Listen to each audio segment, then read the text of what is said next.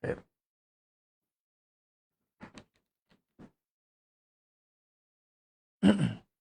Assalamualaikum warahmatullahi wabarakatuh. Bismillahirrahmanirrahim. Innal hamdalillah nahmaduhu wa nasta'inuhu wa nastaghfiruh wa na'udzu billahi min shururi anfusina wa min sayyiati a'malina. May yahdihillahu fala mudhillalah wa may yudlil fala hadiyalah. Asyhadu an la ilaha illallah wahdahu la syarikalah. Wa asyhadu anna Muhammadan 'abduhu wa rasuluh.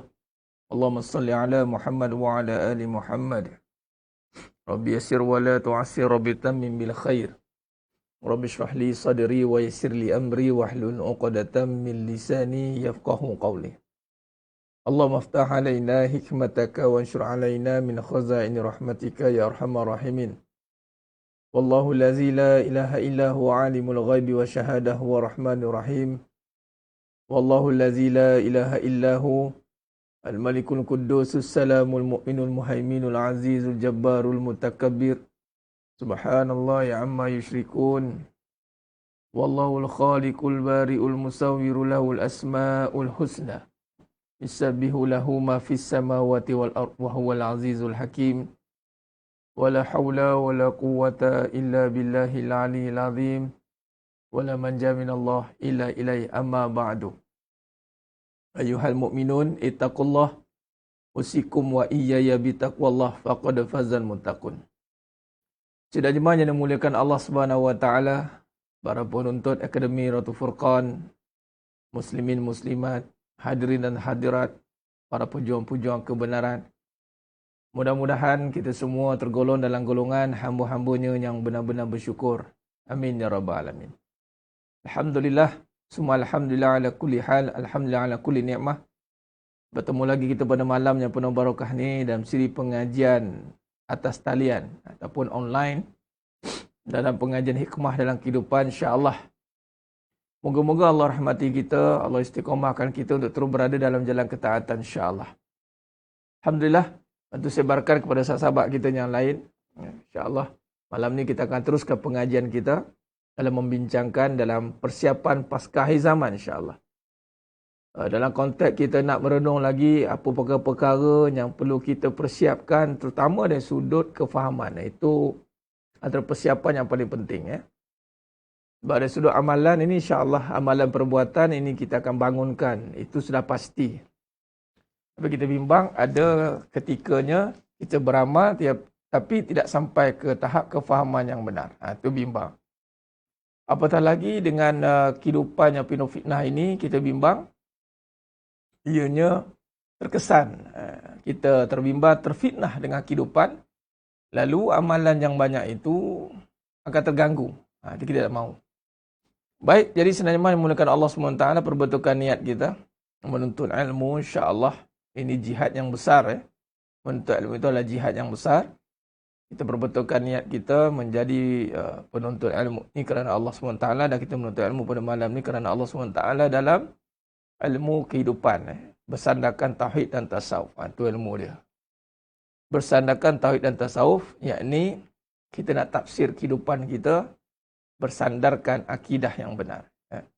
Baik, alhamdulillah. InsyaAllah seperti biasa, kita akan mulakan pengajian kita ini dalam kita sama-sama membaca ayat suci Al-Quran daripada surah Al-Hadid, muka surat 537, insya-Allah. Sama-sama kita ambil Al-Quran, insya-Allah ambil tafsir ataupun mushaf Quran. Dan sama-sama kita bacakan surah Al-Hadid, dan mudah-mudahan Allah berikan kelebihan atas pembacaan pada surah Al-Hadid ini, yakni menguatkan hati kita. Menguatkan hati kita seperti sifat besi yang kuat, tetapi hati ini tidaklah jadi besi, tapi Allah jadikan kuat hati ini, lebih kuat daripada besi itu, kerana antara ciptaan yang lebih sempurna itu adalah manusia, dan kuatnya hati itu kerana zikir kepada Allah SWT. Khair, dan padanya itu ada fadilat, yakni kelebihan daripada 1000 ayat, yang mana Nabi mengamalkan musabbihat, ayat tasbih, yang mana di dalamnya itu huwal awwal wal akhir. Itu dia. InsyaAllah sedang jemaah yang muliakan Allah SWT. Dan juga niatkan untuk ruqyah. Ruqyah ni maknanya kita nak menghilangkan segala bentuk gangguan-gangguan yang ada Dan kita niat untuk buat protection. Dengan niat kita untuk ilmu ni, kita niat untuk buat perlindungan. Niatkan sebab ilmu tu cahaya, gangguan-gangguan selain daripada kebaikan itu adalah kegelapan. Dan kita niat membacakan ayat Quran ni juga sebagai syifa ufis sudur. Bila ada gangguan ni tuan-tuan, dia akan melemahkan hati.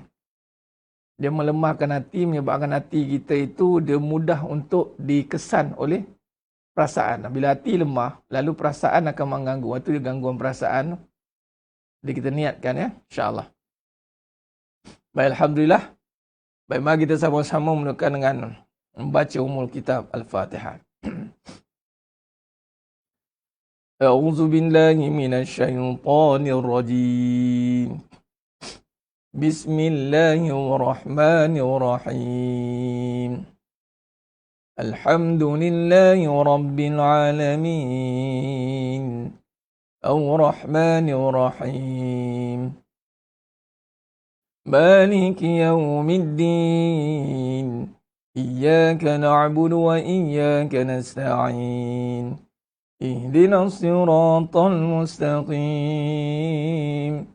Siratal ladzina an'amta 'alaihim ghairil maghdubi 'alaihim waladdallin.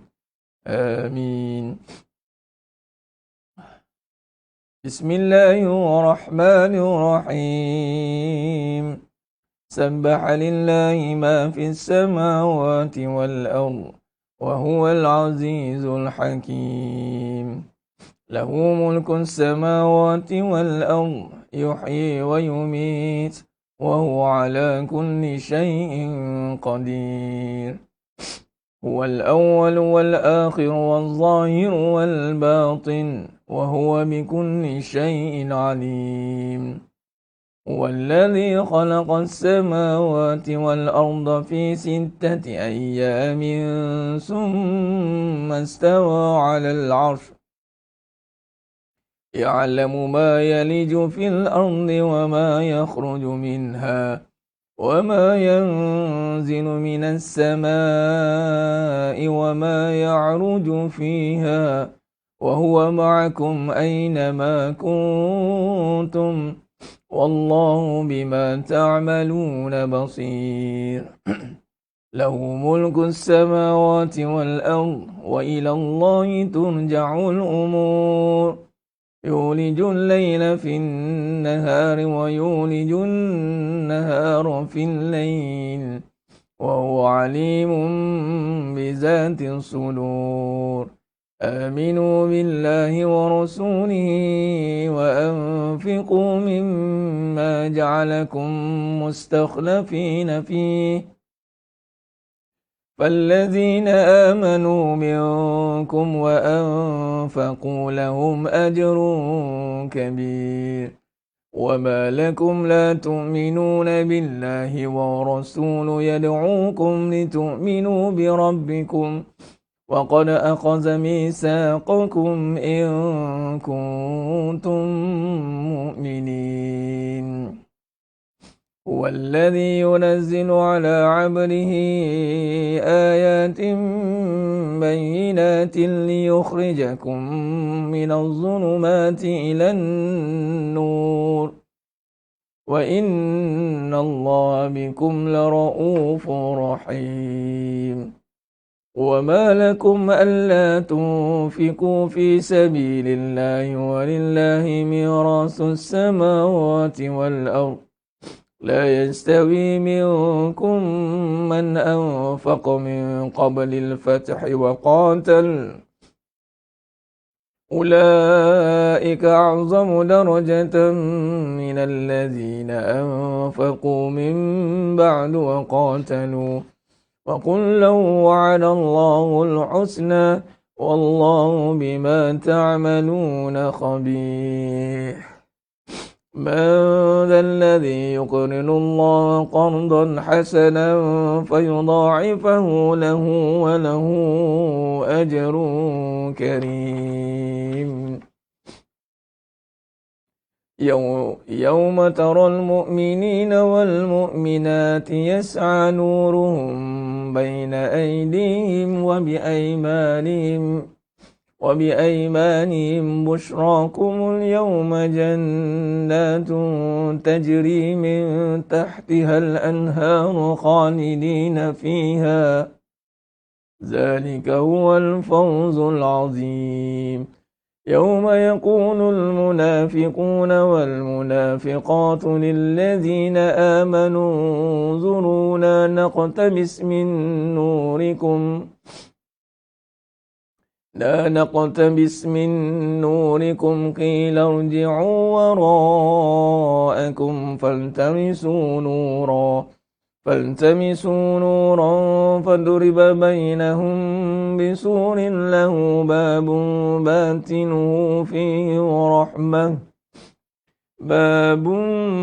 باطنه فيه رحمة وظاهره من قبله العذاب ينادونهم ألم نكن معكم قالوا بلى ولكنكم فتنتم أنفسكم وتربستم وارتبتم وغرسكم الأماني حتى جاء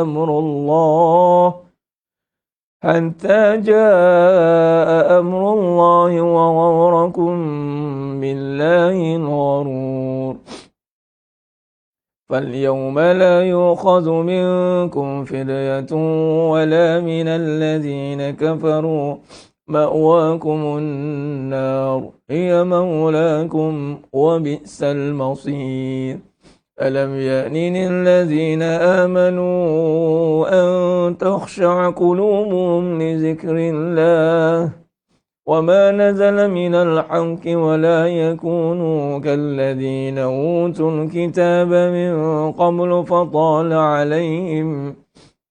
فطال عليهم الأمل فقست قلوبهم وكثير منهم فاسقون اعلموا أن الله يحيي الأرض بعد موتها قد بينا لكم الآيات لعلكم تعقلون إن المصدقين والمصدقات وأقرضوا الله قرضا حسنا يضاعف لهم ولهم أجر كريم والذين آمنوا بالله ورسله أولئك هم الصديقون والشهداء عند ربهم لهم أجرهم ونورهم والذين كفروا وكذبوا بآياتنا أولئك أصحاب الجحيم اعلموا أنما الحياة الدنيا لعب ولهو وزينة وتفاخر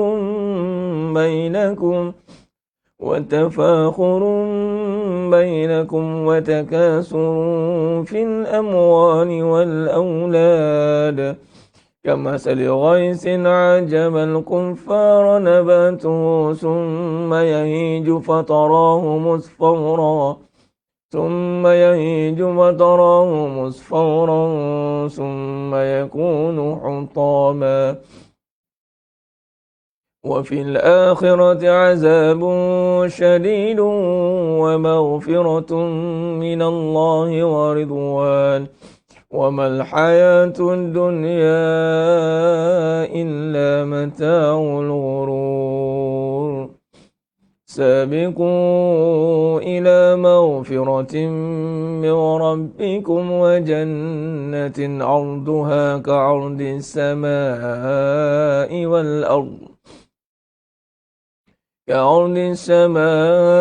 والأرض أعدت للذين آمنوا بالله ورسله ذلك فضل الله يؤتيه من يشاء والله ذو الفضل العظيم. ما أصاب من مصيبة في الأرض ولا في أنفسكم إلا في كتاب من قبل أن نبرأها إن ذلك على الله يسير لكي لا تأسوا على ما فاتكم ولا تفرحوا بما آتاكم والله لا يحب كل مختال فخور الذين يبخلون ويأمرون الناس بالبخل ومن يتول فإن الله هو الغني الحميد. لقد أرسلنا رسلنا بالبينات وأنزلنا معهم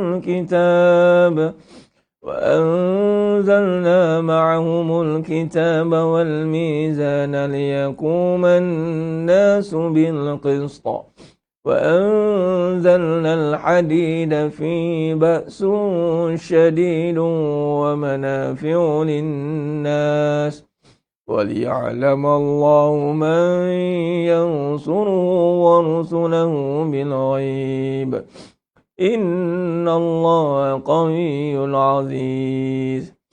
ولقد أرسلنا نوحا وإبراهيم وجعلنا في ذريتهما النبوة والكتاب فمنهم مهتد وكثير منهم فاسقون ثم قفينا على آثارهم برسلنا وقفينا بعيسى ابن مريم وآتيناه الإنجيل وجعلنا في قلوب الذين اتبعوا رأفة ورحمة ورهبانية ابتدعوها ما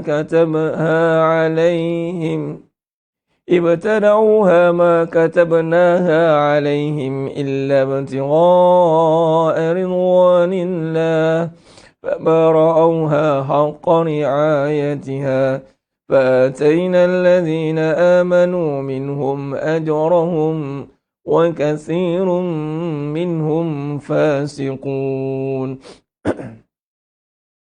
يا أيها الذين آمنوا اتقوا الله وآمنوا برسوله يؤتكم كفلين من رحمته ويجعل لكم نورا تمشون به ويغفر لكم والله غفور رحيم. لئلا يعلم أهل الكتاب ألا يقدرون على شيء من فضل الله وأن الفضل بيد الله يؤتيه من يشاء والله ذو الفضل العظيم.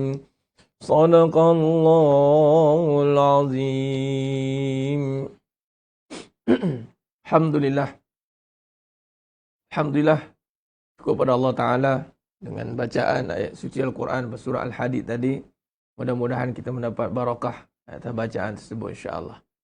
Alhamdulillah, sidang jemaah yang muliakan Allah SWT, mudah-mudahan Allah lancarkan perjalanan kuliah kita pada malam ni insya-Allah.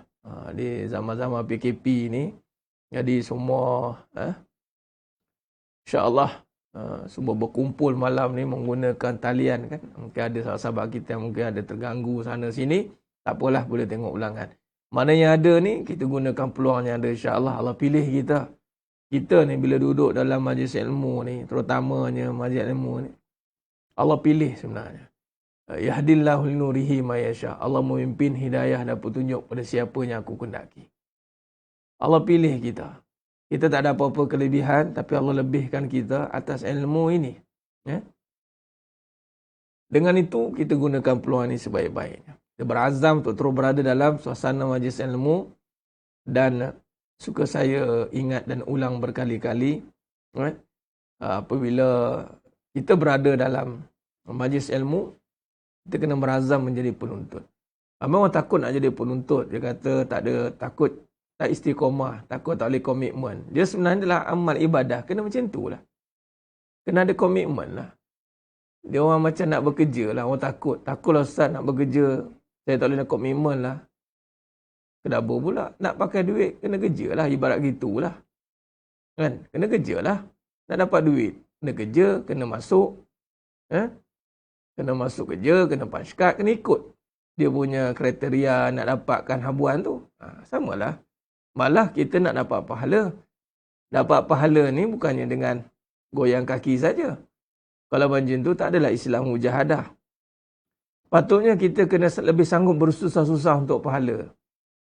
Kalau dulu biasa kita beranggapan nak 1000 daya, tak nak 1000 dalih. Kita selalu kata jangan bagi alasan. Terutama dalam nak ubah kehidupan. Daripada susah nak jadi senang. Ramai orang boleh buat kata gitu. Tapi dalam soal akhirat, biasa kita akan buat satu tanggapan sangkaan sendiri. Apa dia? Yelah Ustaz, dah macam ni. Dia, itulah fitnah. Hal agama dianggap mudah. Mudah-mudah. Hal agama dianggap mudah-mudah. Terutamanya ni. Terutama dalam bab kehidupan ni. Kita ngaji bab kehidupan ni terang-terang tulis. Kehidupan. Kehidupan. Nak kaji kan. Orang bekerja kan nak ubah. Nak kaji, nak betul kehidupan. Nampak? Sambil baring boleh juga duduk dalam kuliah. Kalau baring, sambil baring tu kalau patah belakang pinggang tu tak apalah baring. Tapi kalau boleh duduk, duduklah. Walaupun online ni, kita tunjukkan kesungguhan kita. Kita tunjukkan, kita nak ambil ilmu. Kalau jadi pendengar, sebab tu saya kata tadi penuntut dengan pendengar dua benda berbeza. Lepas tu pula bagi yang mendaftarkan diri, contoh, Ustaz ni apa beza daftar ni? Dia daftar ni sekadar nak bagi official diri anda tu penuntut supaya menjadi saksi di hadapan Allah. Untuk tahu kehidupan kan? Orang kalau kata nak ubah kehidupan ni, dia akan bersungguh-sungguh. Dia akan bersungguh-sungguh. Nak ubah kehidupan ni, dia akan bersungguh-sungguh. Allahumma salli ala Muhammad. Ya. Baik. Jadi sidang jemaah yang memuliakan Allah Subhanahu Wa Taala. Ayanda saya ada tu. Ada kat bawah. Baik, jadi sidang jemaah yang memuliakan Allah Subhanahu Wa Taala. Maknanya kita nak duduk, kita contoh ni mukadimah saya sebelum masuk perbincangan kita ni. Sebab saya nak ingat. Saya nak seru diri saya dan anda yang mendengar. Yang baru ahlan wa sahlan wa marhaban bikum.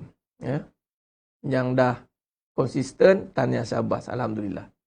Baik, kita sedang kaji tentang apa ni? Kita tengah dengar tentang apa ni? Kita sedang dengar kaji tentang kehidupan. Ilmu kehidupan. Baik, ilmu kehidupan ni, apa cerita tentang apa kehidupan ni? Ni kita nak tahu. Kita nak tahu kehidupan. Kehidupan ni pula mesti dibahas dengan agama. Jadi, perbahasan agama yang banyak berlaku dalam kehidupan ini. Apa yang kita pakai 24 jam? Yang mana mesti kita pertahankan agar menjadi ibadah. Itulah iman. Itulah kehidupan orang beriman. Maka kita bincang tentang akidah, tauhid. Tauhid ni bincang tentang apa? Kefahaman. Keyakinan dia, dosa pahala, doa neraka syurga, tentang malaikat, tentang Nabi, tentang kitab. Ini semua kita akan bincang. Qada dan qadar, itu yang nombor 6. Baik. Jadi bila kata kehidupan, bila nak bincang kehidupan, jangan kita ambil mudah. Sebab kehidupan kita ni. Ramai orang mungkin dia kata ilmu agama. Ada orang dia nak dengar ilmu agama, tapi dia tak nak dengar ilmu kehidupan. Maksudnya kehidupannya jangan campur aduk. Saya tak mau dengar orang sentuh buat kehidupan saya. Dia beranggapan hidup dia dah okey. Dia maksudnya, dia tutup masalah kehidupan dengan amalan. Dia tutup. Macam amalan ni, kan saya ada bincang, amalan ibarat baju. amalan yang kita buat dalam bentuk zohir ni, luaran, itu baju yang menghalang daripada keburukan itu makin merebak. Dia menghalang keburukan. Dia adalah betul. Dan juga dia menahan sakit. Dia menahan. Kalau kita ada kesakitan, kita beramal, dia akan jadi sebagai penahan. Macam orang kata apa, bius. Menahan sakit. Amalan. Tetapi tidak bermakna anda akan sembuh. Bermaksud sebab tu tidak heran. Ada yang berinbox mesej saya. Dan juga mungkin anda pun tengok. Kenapa Ustaz saya beramal baca Quran, saya begini begitu, saya buat apa yang disuruh. Tapi kenapa gangguan ada juga Ustaz? Kenapa Ustaz saya susah, saya rasa macam tak tahulah hidup saya ni macam mana. Sebab dia hanya mampu menahan kita daripada lebih teruk. Itu saja. Tetapi untuk menyembuhkan, menjadi penawar, itu akidah. Itu kefahaman. Sebab tu kadang-kadang amalan yang nampak simple tapi kesannya luar biasa. Sebagai contoh, amalan apa nampak simple, kesan luar biasa? Solat. Amalan nampak simple, solat. 2 rakaat, solat je. 5 waktu, kalau kita tanya tentang solat, biasa kan? Tak adalah nak kena menurun, kena bersurut lama duduk, contohlah. Ada juga amalan-amalan begitu. Tapi nak bagi tahunya, kita dah solat berapa lama tuan-tuan? Bukannya sehari 2. Tapi soalnya, kenapa solat itu tidak benar-benar menjadi pertolongan? Sedangkan Allah kata, wasta'inu bis-sabri was-salah. Atau kita solat tapi kita tidak sabar. Atau kita solat tapi kita tidak wasta'inu, tidak minta tolong. Kita solat je. Dan kita tak melihat pun amalan itu sebagai yang membuatkan kita mendapat pertolongan Allah. Dia anggap solat, buat je lah Ustaz. Ataupun silap hari bulan, dia perdagangkan solat dia. Ya. Adat akidah sama ke tak sama lah. Tapi orang yang beradab, itu orang berakidah. Nak berakhlak. Adab tu cerita tentang akhlak. Sebab tu dalam kehidupan, cerita tentang akhlak. Adab ataupun akhlak lah, lebih tepat akhlak. Orang yang berakhlak, itu orang yang berakidah. Contoh, dia nak berakhlak, bertakhaluk bil akhlakillah. Kata dalam tazkiyatun nafs. Dr. Said Hawa rahimahullah. Bagaimana anda nak berakhlak baik kalau anda tidak kenal Allah yang maha baik? Bagaimana anda nak berakhlak dengan berkasih sayang kalau anda tidak kenal Allah yang maha kasih sayang? Bagaimana anda nak berlemah lembut, sopan santun kalau anda tak kenal Allah? Itu sifatnya Latif, Halim. Bagaimana anda nak berakhlak baik kalau anda tak yakin Allah sedang melihat anda? Adab, akhlak sama dengan akidah. Walaupun perbincangan dua benda berbeza. Nampak?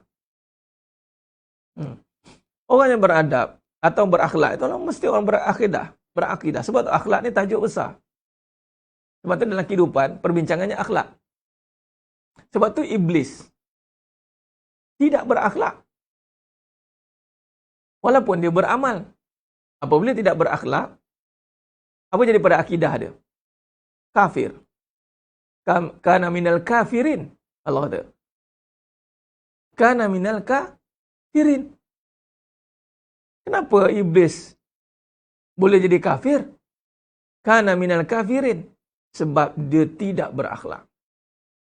Apa ciri orang tak berakhlak? Sombong. Tidak cium bau syurga, tuan-tuan. Ini kena penting berakidah ni. Tak cium bau syurga. Jangan main-main walaupun sebesar biji sawi. Maknanya sikit pun tak boleh. Ataupun mudahnya nak sombong. Dia boleh takrif dua tu. Orang sombong ni meremehkan orang dan menolak kebenaran. Ni ngaji apa ni? Kehidupan. Dia macam tu, ni remeh. Padahal bila kita tanya kehidupan tu apa struktur dia? Yalah beramal je lah, mengaji lah. Okeylah tu kehidupan. Kalaulah beramal saja, mengaji saja, kenapa ada isu tentang salah guna agama? Kenapa hari ini orang mempertikaikan dan ada juga yang mempertikaikan agamawan? Kenapa orang question agama? Kalau dah disuruh, beramal je.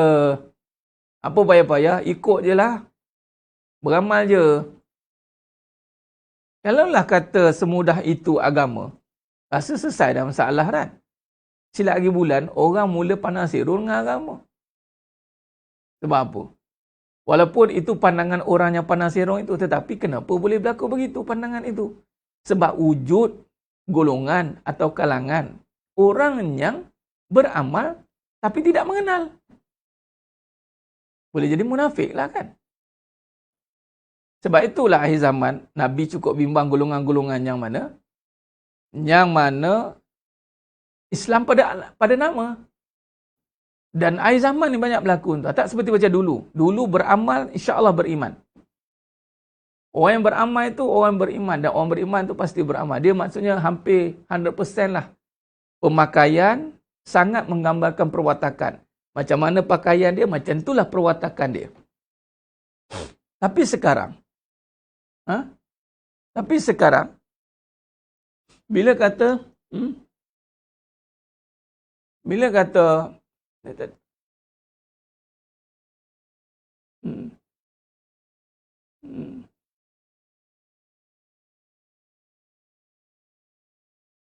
hilang lah. Hilang terus. Ke bawah tadi. Ya, saya nak tengok ada komen. Allah tak izinkan. Ni ada makna lain tu. Saya ingat kat handphone ni tak boleh nampak. Kat komputer pun komen tu tak boleh nampak. Okey. Tak apa. Saya nampak soalan tadi. Wujud usrah, banyak agama. Saya cari komen Mantoya tadi. Panjang benar komen tu tadi. Tentang buat ustaz peribadi ambil gambar ustaz. Itulah ceritanya. Ni dia. Tengok. Salam ustaz. Ustaz akhir zaman ni saya amalkan hari-hari usrah di rumah setiap malam untuk mengisahkan didik isteri saya. Isteri saya baru nak dekat. Saya kurasa saya berkata, okey, saya lihat isteri saya lebih beritubar pada peribadi dengan alasan dengar pendapat dan pandangan dari ustaz. Ustaz termasuk ustaz Lusa nyaman. Saya sama dengan ustaz itu sebab dah belajar. Okey.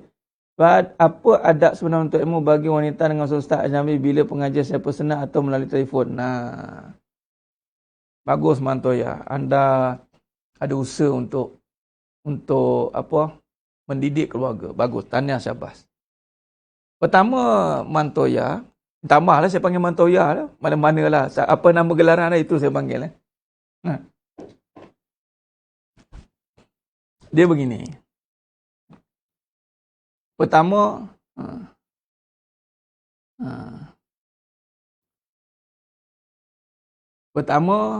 bila kata mendidik ni, mesti ada cabaran.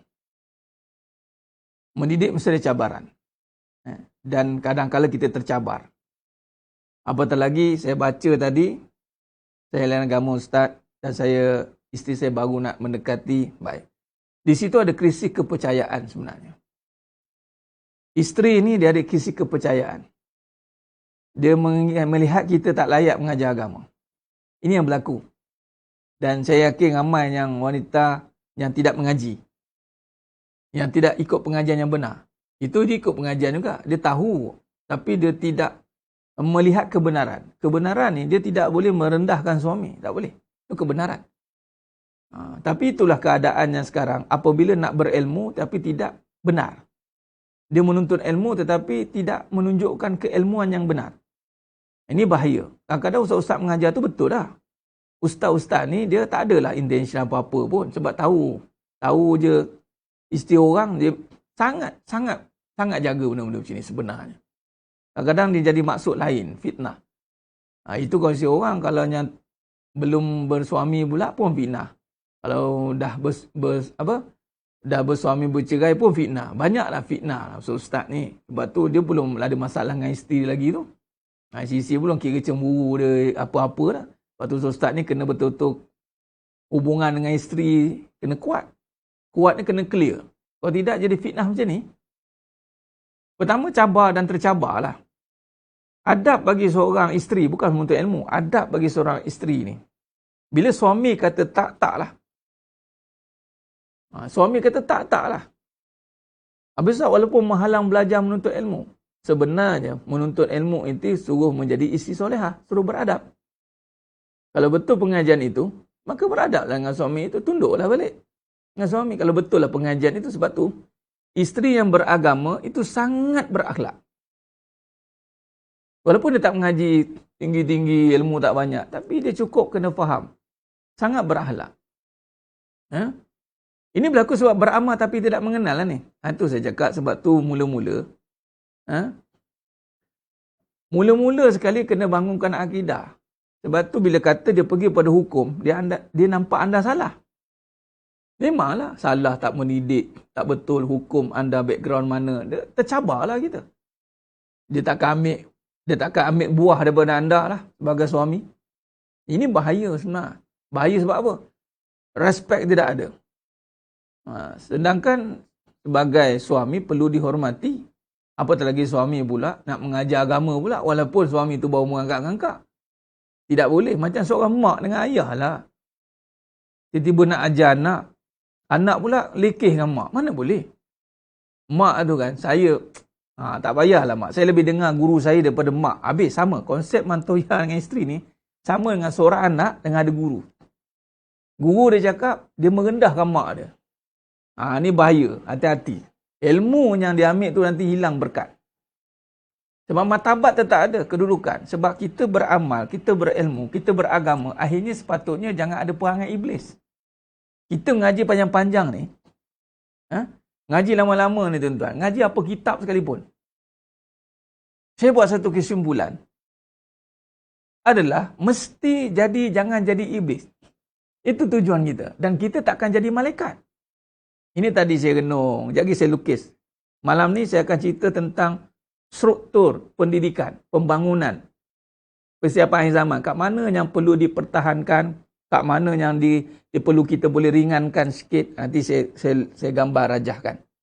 Baik. Saya renung tadi. Saya renung minta ilham.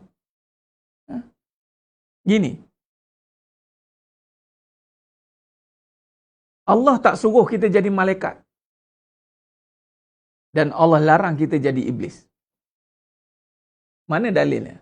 Kawan saya cakap, kawan cakap minta dalil pula kan. Biasalah tu, tengah orang.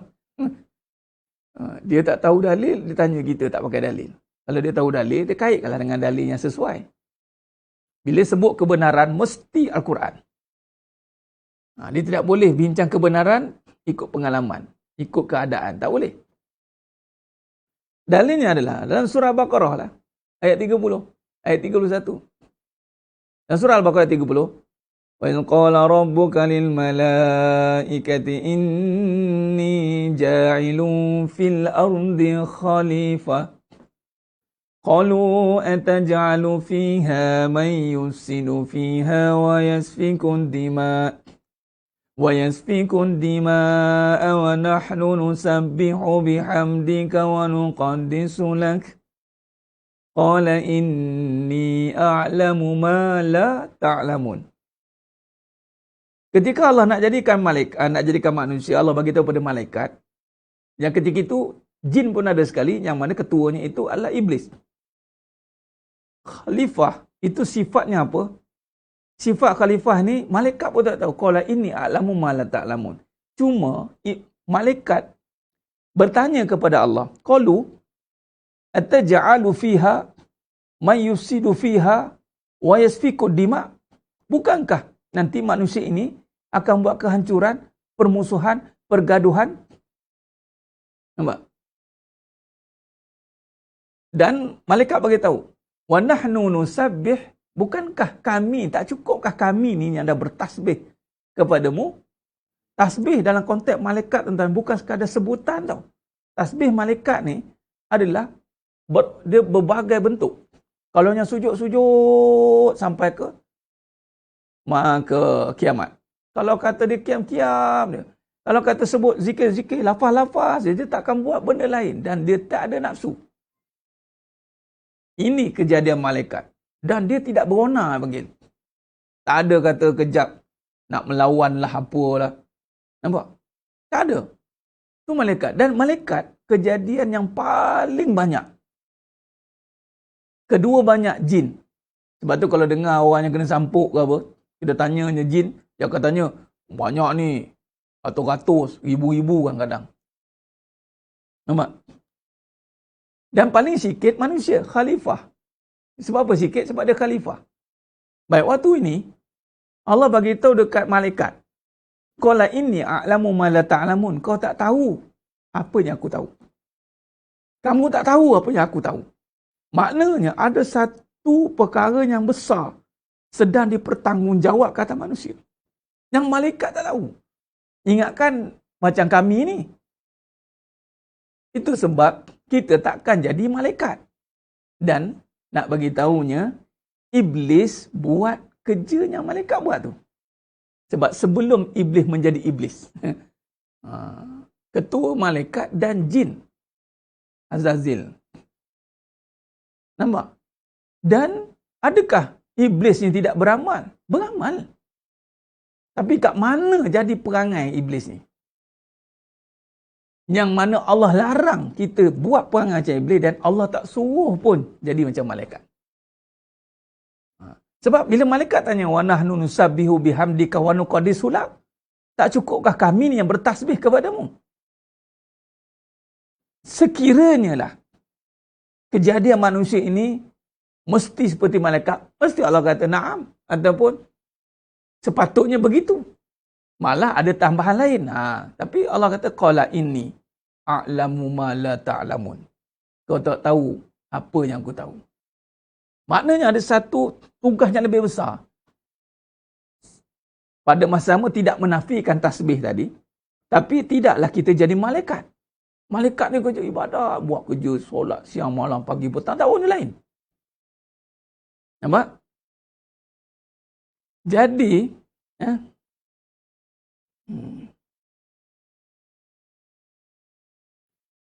penyakit disebabkan oleh jin, penyakit bukan sebab oleh jin. Itu betul. Ini akidah betul kan. Yang mendatangkan penyakit itu Allah. Kan sebab jin. Jin tidak mampu menyakitkan. Jin tidak mampu memberikan mudarat. Pertama, bila kata tidak jadi seperti malaikat. Apa dia? Malaikat ni maknanya tiada pernah melakukan apa kesalahan satu. Keduanya beribadat tak henti. Beribadat dalam konsep yang kita nampak lah. Solat, tasbih, Quran, zikir, siang malam pagi petang.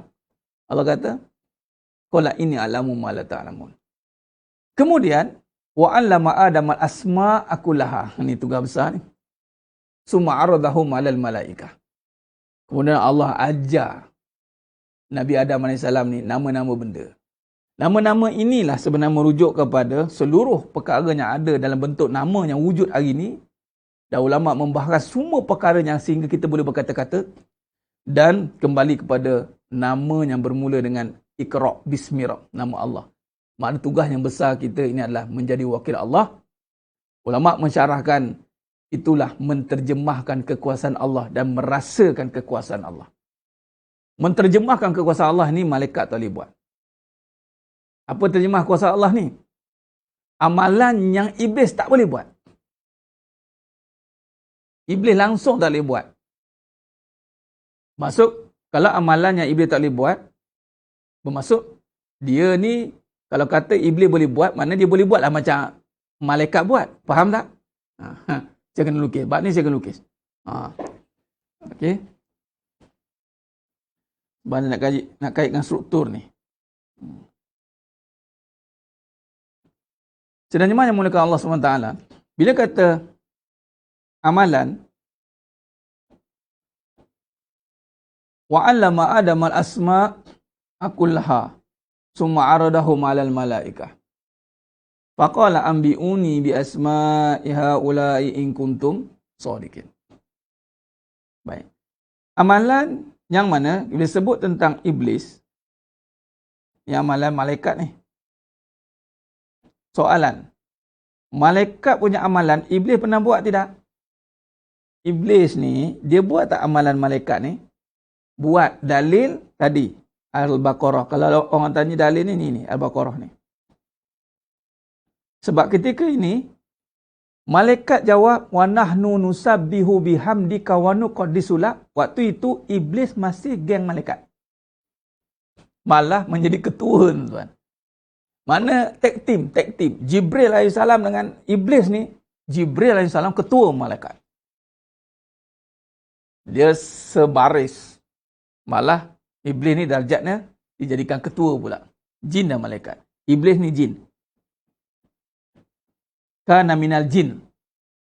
Iblis jin daripada api. Malaikat pada cahaya. Hai. Soalan. Bila buat amalan yang disuruh oleh khalifah,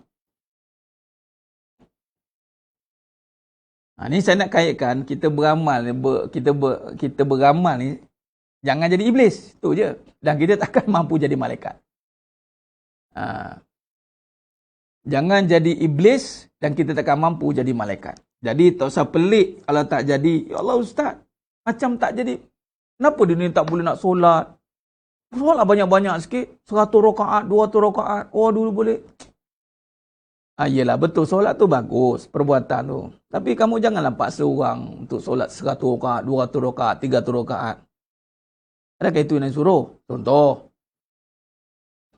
Memang amalan tu kebaikan kan disuruh, tapi tidaklah dalam bentuk begitu. Disuruh, dipasti kena buat macam tu. Memang kita takkan mampu buat. Dan sebenarnya bukan buat begitu.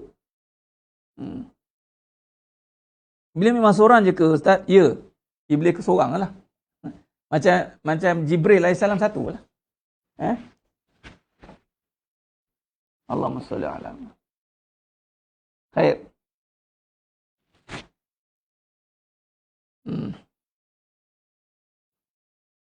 Apa perkaranya tu? Kita tengok sikit. Apa?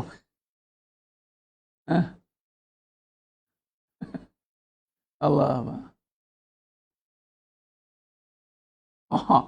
Tu kepanasan lah tu. Udah jangan kacau. Biarkan. Saya tengah cerita bab iblis tu. Piramli kata, kalau ada bunyi apa-apa, jangan tegur. Faham? Kalau tengah mengaji, ada orang kena kerasukan, kena sampuk, jangan tegur. Cobaan. Okay? Cobaan.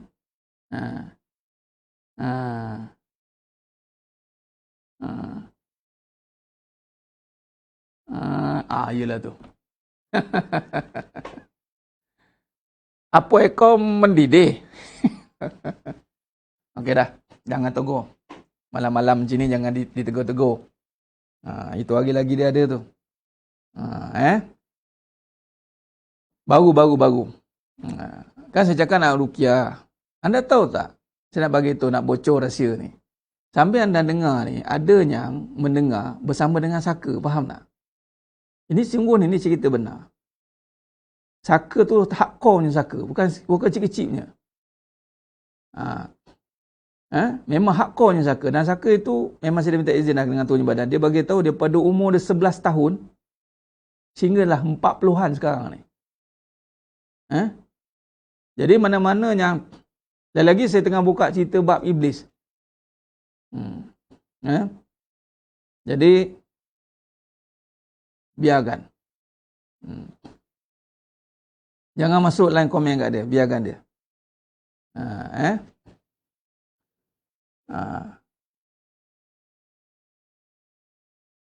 Okey.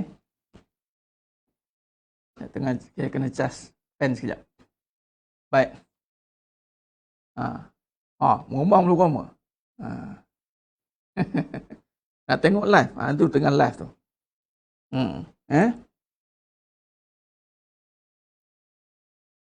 Baik, tak apa. Tak, saya nak cerita ni betapa tiada ketakutan. Tiada ketakutan. Benda-benda macam ni tak boleh bagi apa-apa efek pun. Ingat kejadian khalifah tu kejadian yang paling tinggi. Jadi iblis ni memang ada dengki dengan khalifah. Dia sangat dengki. Jadi tak apa. Biarkan. Biar ada kepanasan. Bahasa Sanskrit tu.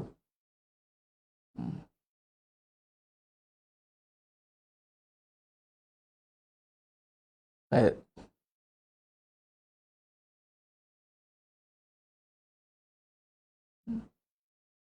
Jadi sidang jemaah yang muliakan Allah SWT.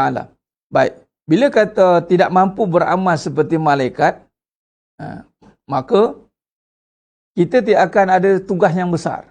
Apa dia? Kita tengok di sini. Bila sebut wa'allama Adam al-asma'a kullaha summa 'aradahum 'alal malaikah. Wa'allama Adam al-asma'a kullaha summa 'aradahum 'alal malaikah. Yang ini apa? Jadi sidang jemaah yang muliakan Allah Subhanahu wa taala, bila kata kita nak membangunkan tugas yang besar. Yang ini apa? Nak menyebarkan apa? Nak menyebarkan kasih sayang. Yang mana tidak ada amalan yang orang kata yang paling tinggi, amalan yang besar, yang mana timbangan yang berat kata Nabi SAW, itu akhlak, dan yang paling tinggi itu berkasih sayang, sifat Rahman Rahimi. Rahman Rahimi. Berkasih sayang, tak apa-apa. Jadi sedang jemaah yang muliakan Allah SWT, bila kata iblis ni, dari sudut perbuatan badan, jasad, lahiriah, dia boleh buat. Tapi dia nak respect, dia nak berkasih sayang, dia nak tengok orang senang, tak boleh. Tak boleh. Jadi sedang jemaah yang muliakan Allah SWT, bila kata tak boleh, maka dia apa yang dia buat adalah amalan yang dibangunkan itu je menzahirkan kesakitan, dia menzahirkan kebencian. Sebab itu saya kata, bila kata tadi berbalik dengan soalan Montoya tadi, kalau betul dia nak berubah, dia nak menuntut ilmu, dia nak berubah dan nak menuntut ilmu, jangan layan, jangan. Yang siapa-siapa yang tengok, jangan layan, biar-biar. Kalau anda masuk layan, dah saya takkan blok. Itu open league. Kalau anda nak challenge saya, silakan. Saya tak masalah. Yang lain jangan masuk campur, biarkan. Biarkan dia. Baik. Jadi sebenarnya yang muliakan Allah SWT. Bila kata iblis ni, dia tak boleh buat amalan yang mana, kalau kita tengok pada malaikat, malaikat boleh buat, dan iblis buat amalan yang malaikat buat. Iblis buat amalan yang malaikat buat. Nampak tidak? Malaikat buat amalan yang mana memang iblis pernah buat. Sebab tu dia tak heran. Dia boleh kacau, boleh. Tak heran lah. Sebab tu dia kena tengok, dia kata dia boleh ganggu siapa saja yang dia nak ganggu. Anda tengah baca Quran ke, anda tengah solat ke. Betul? Dalam solat berapa banyak gangguan. Kadang-kadang ada orang nak solat pun diganggu. Dalam baca Quran, berapa banyak gangguan anda nak baca. Berapa banyak anda nak baca. Baca dia, terganggu. Berat lah Ustaz, berat lah. Dia akan ganggu. Tapi, kalau orang yang berkasih sayang, dia tidak boleh ganggu. Nampak? Bila orang berkasih sayang, dia tidak boleh ganggu. Sebab itu, berkasih sayang ini hanya yang orang yang boleh berkasih sayang itu hanya orang yang berakhlak dengan akhlak Allah. Itulah mengikut Nabi. Takhalluq bil akhlaqillah. Sebab tu dia tak boleh ganggu. Dia tak boleh ganggu. Dia kalah. Dia tengok kawan yang tiga dia geram. Aku geram betul lah dia ni. Tengok semuanya okey, dia geram. Sebab tu berbalik kepada tadi. Macam mana nak jauh dari gangguan iblis? Jangan jadi iblis. Itu. Jangan ambil perangai iblis. Apa perangai iblis? Meremehkan. Meremehkan orang. Meremehkan orang, kemudian menafikan kebenaran. Itu perangai iblis lah. Dan kita melihat segala perkara depan mata kita tidak dengan kasih sayang Allah. Tidak dengan kasih sayang Allah. Apa maksud orang yang berkasih sayang? Melihat semua orang di depan mata itu dengan kasih sayang Allah. Bukan dengan kebencian. Contoh Nabi Adam AS. Saya tengah pen ni, nanti saya lukis balik. Contoh Nabi Adam AS. Bila kalau dia tengok dengan kasih sayang Allah, maka mana mungkin dia merendahkan orang itu? Mana mungkin? Mana mungkin dia akan mengutuk orang itu, mengkeji, mengecam? Tak boleh. Wa imma, walaupun musuh Islam tuan-tuan, musuh, tapi zimmi je panggil. Kita tak boleh kecam dia. Melainkan kita kecam orang yang Allah kecam laknat. Contoh, laknatullahi alaih. Iblis laknatullahi alaih. Itu kita boleh kecam dia. Kalau kata dalam badannya ni ada iblis, maka iblis laknatullahi alaih. Allah laknat, laknat Allah. Tapi kalau kata kita nak pandang dia, kita hina dia, kita kata, kalau kata dia ni alah baru mengaji, ini perangai iblis. Nampak?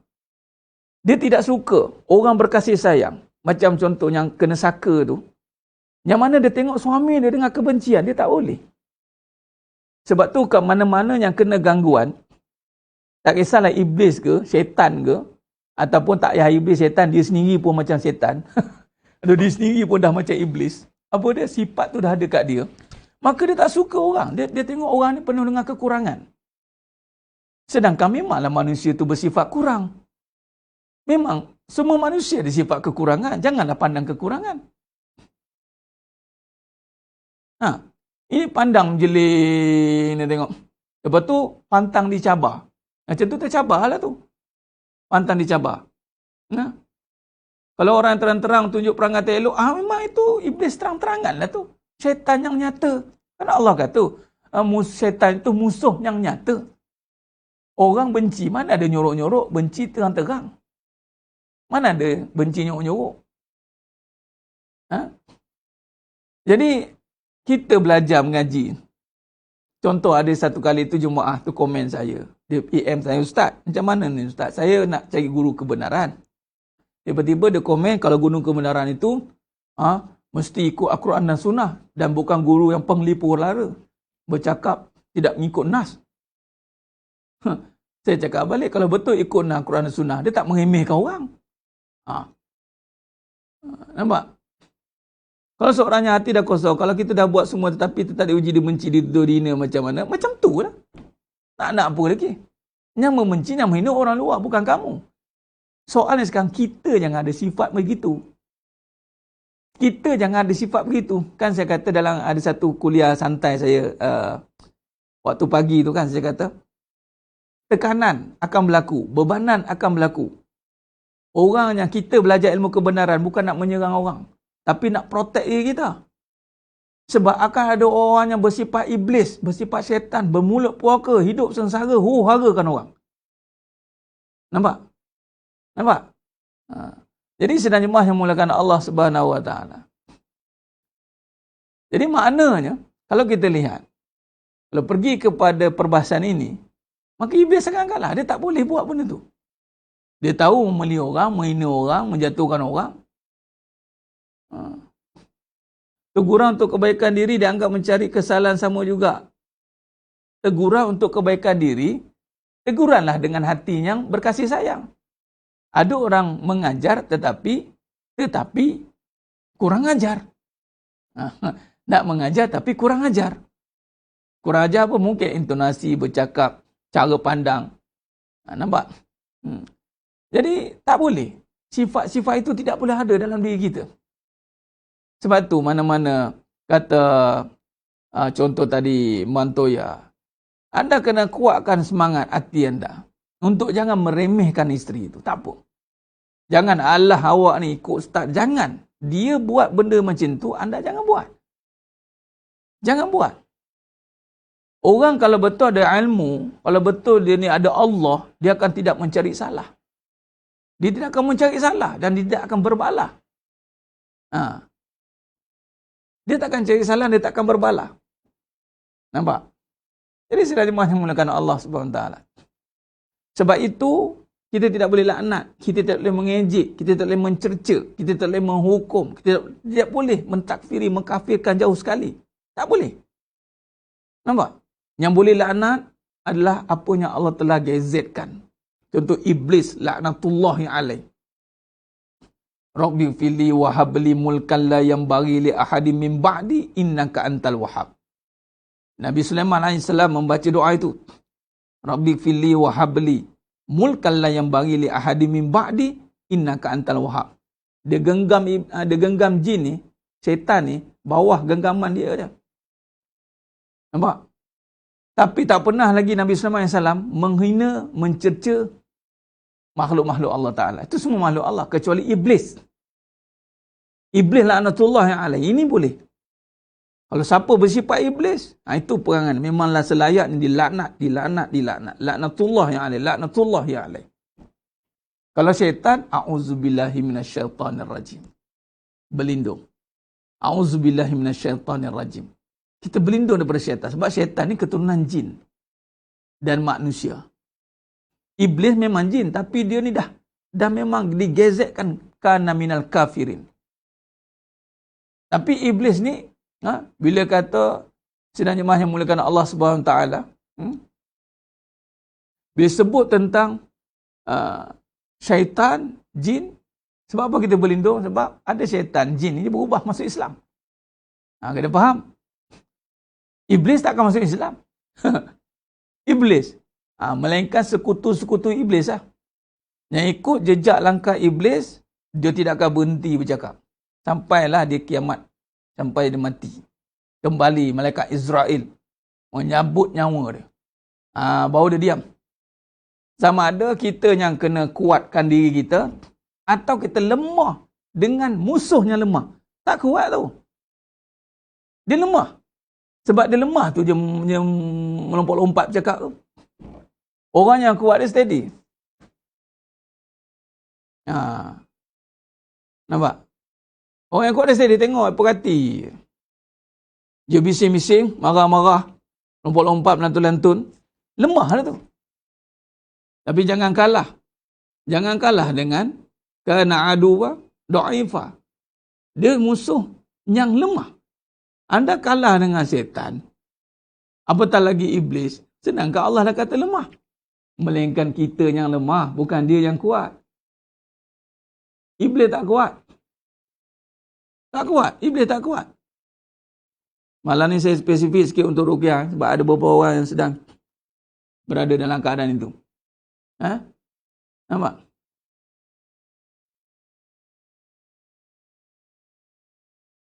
Jadi sedang jemaah yang muliakan Allah SWT. Jadi bila kata anda duduk dalam keadaan yang keluar daripada gangguan-gangguan, dia tak sebenarnya gangguan saka, gangguan jin, orang santau tak puas hati ke.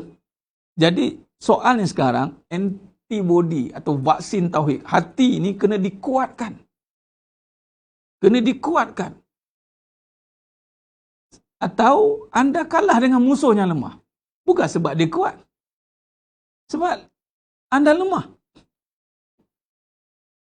Sebab tu saya cerita yang semalam kan, jangan ikutkan keadaan.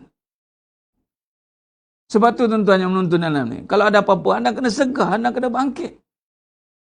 Susah, jangan ikut susah. Susah, jangan ikut susah. Kalau anda diuji dengan saka, diuji dengan ni, anda jangan ikutkan. Sebab tu duduk dalam majlis ilmu, duduk zikir, dengar, tak apa. Duduk. Walaupun akan ada impact ke apa ke. Sebab tu, kita teruskan dengan kasih sayang. Teruskan. Dengan nama Allah, lihat dengan kasih sayang Allah. Bismillah. Dengan nama Allah. Dengan Allah. Dengan Allah. Kekuatanmu sentiasa ada. Aku lemah. Kau yang kuat. Kena begitu monolog. Ada yang mesej saya tanya monolog. Ya, begitu. Jangan mengatakan benda itu kuat. Tidak. Jangan salah letak kekuatan. Sebab itu, bila kata nak lawan ni, adalah dengan kekuatan hati kita. Bukan dengan apa lawan saya. Amalan apa ni saya nak baca ni. Anda baca. Kita abaikan, mana kata, ya, abaikan gangguan itu. Kita abaikan dalam fikiran yang kita risip, atau gangguan kita buat semangat. Abaikan satu. Keduanya adalah kita jangan pakaikan sifat yang mana tidak layak kita pakai pada musuh itu. Contoh kuat, jangan pakai pada dia. Dia lemah. Kemudian, kita kata, jangan pakai pula kita, saya lemah Ustaz, saya tak larat. saya solat, saya tak jaga, saya gini sini. Kita ingat nak lawan benda tu dengan apa? Anda nak baca Quran 30 juzuk. Sedangkan dia pun hafal.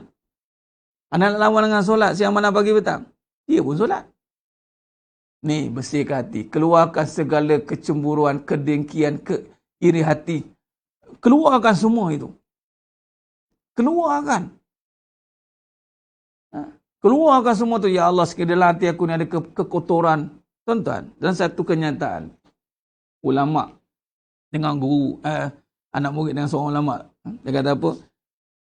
Kenapa syaitan ni asyik datang kat aku, katanya. Sedangkan aku beramal. Dia kata, guru cakap, kamu beramal tapi bersama kamu bagi dia makan. Ibarat seperti anjing, kamu menghalau anjing tapi dengan tulang anjing. Dengan tulang. Kamu halau anjing tapi guna tulang. Tu lari. Orang kaitkan anjing kan dengan tulang kan. Kamu nak halau syaitan dengan amalan. Betul lah. Amalan tu betul. Bukan kata amalan tu salah. Yang anda buat amal ni, baca wirid. Teruskan. Tapi, tuan-tuan, jin ni, iblis ni, dia boleh send apa yang ada dalam hati. Send. Tapi bukan tahu dia boleh kesan. Itu saja. Kalau anda ada iri, dengki, busuk hati, ada hubbud dunya, syahratut ta'am, benda tu akan datang. Anda buatlah macam mana pun. Sebab tu, kita duduk dalam majlis ilmu ni, adalah antara amalan yang paling mustajab, nak bersihkan hati. Nampak? Baik, jika ada masalah, ada yang WhatsApp saya tadi, saya tak jawab lagi, tak apa, saya akan jawab. Anda ada masalah dengan suami, ada masalah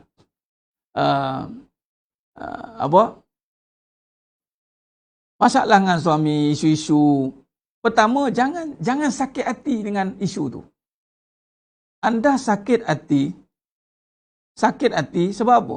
Sebab hati tu sakit. Dah cah ke ni? Okey. Mana dia tadi? Tu cari tu. Geram melak saya ni.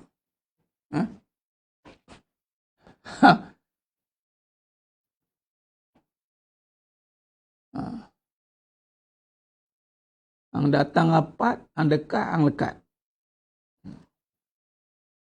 Allahumma salli ala Muhammad wa ala ali Muhammad. Baik. Khalifah afidah, jiwa. Ni jiwa ni mahal ni. Iblis pun ada jiwa. Iblis ada jiwa, tapi dalam jiwa dia ada dengki, iri, hasad. Ni ada dalam hati dia. Ni iblis. Dia ada jiwa, dia ada hati. Dia sama. Iblis ni jin sama dengan manusia. Cuma bentuk dia tak sama. Tak boleh, orang kata apa, bentuk dia tak sama. Tapi dari segi dalaman dia ada. Okay. Tapi dalam hati ini, bagi khalifah, bermulanya hati, dalam hati itu ada sifat kesempurnaan. Bismi Rabbi itu. Bismi Rabbi. Itulah dalam hati, bila kata ada Allah tu. Bila masuk ada Allah tu, sifat kekuasaannya itu Bismillah. Baik, iblis tak ada benda tu. Iblis tak ada. Dia hanya tahu, tapi dah hati dia dah dimasuki dengan dengki, iri. Dengki, iri, dia kata aku geram. Dia itu. Sebab apa? Sebab dia melihat dengan kebendaan. Dia melihat kedudukan kan Nabi Adam AS itu tanah, dia api. Ini katanya macam mana nak buang perangai iblis. Jangan tengok kedudukan. Seru datang balik. Nantak dia lah. Hang kena ni. Tak apa. Dia seru. Bila kata seru perangai ni tuan. Bila seru perangai ni, dia akan datang. Dia sebut tentang contoh, bila kata hasad ni. Iblis ni, bila sebut dia tentang hasad, iri, dengki ni, dia sebab apa? Dia duduk pada keadaan dan kebendaan. Keadaan dan kebendaan. Contoh, apa yang berlaku, Nabi Adam AS, itu dia tengok pada kejadian tanah. Di dalam surah Al-A'raf ada ayat 13. Dia pada api. Jadi nak keluar daripada gangguan-gangguan ni, anda jangan tengok keadaan tu. Betul cakap abaikan. Jangan tengok keadaan itu. Allahumma salli ala. Jadi keadaan ini perlu diabaikan. Yang mana kita kena tengok dengan Allah. Bahawa Allah yang menguasai tanah, Allah yang menguasai api. Jadi kemuliaan bukan duduk pada keadaan, kebendaan. Tapi kemuliaan duduk pada Allah. Tapi iblis tidak. Nampak kemuliaan pada diri dia. Kemuliaan pada diri dia. Itu jadi salah. Jadi di saat kita nak beramal, tapi pada sama kita melihat kemuliaan pada amalan, kemuliaan pada diri. Itu dia sakit hati. Sebab itu bila kata jiwa ni, dia sakit hati. Sebab kita kena terima, bila sakit hati, hati kita sakit. Okey. Nampak macam sama kan? Berbeza. Kita sakit hati dengan keadaan. Okey. Pertama, keadaan yang berlaku itu, anda terkesan menyebabkan sakit hati. Tapi nak bagi tahu, kenapa boleh terkesan dengan keadaan itu? Sebab hati anda sedang sakit. Hati anda sedang sakit. Hati ni, sebab apa hati boleh sakit? Sebab di dalam jiwa kita tidak dibangunkan dengan mengenal. Tidak dibangunkan dengan mengenal yang hak. Kita mengenal pasangan kita. Kita mengenal kebendaan. Ini yang berlaku. Baik, sekarang ni rupanya, ni nak cerita struktur ni tuan-tuan. Ini penting kena faham ni, struktur ni, nak faham struktur ni. Okey, sekarang ni isunya kat luar. Isunya kat luar tuan-tuan. Isunya adalah gangguan luaran. Bila kata gangguan luaran ini berlaku, maka bila katalah ini okey bangunan ni.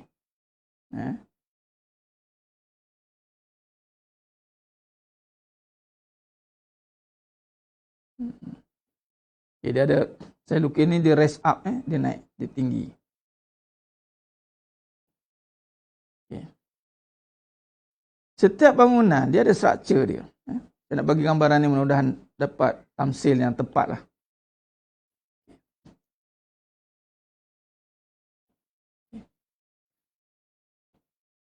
Dia ni, kalau tengok kepada yang memegang bangunan ni adalah, dia panggil, ni ada foundation dalam ni. Patut di bawah ni, dia ada foundation dia. Foundation dia mesti ada kiraan dia, biasanya dia akan sama height dengan sama dalam. Biasanya. Dia akan sama height dengan sama dalam.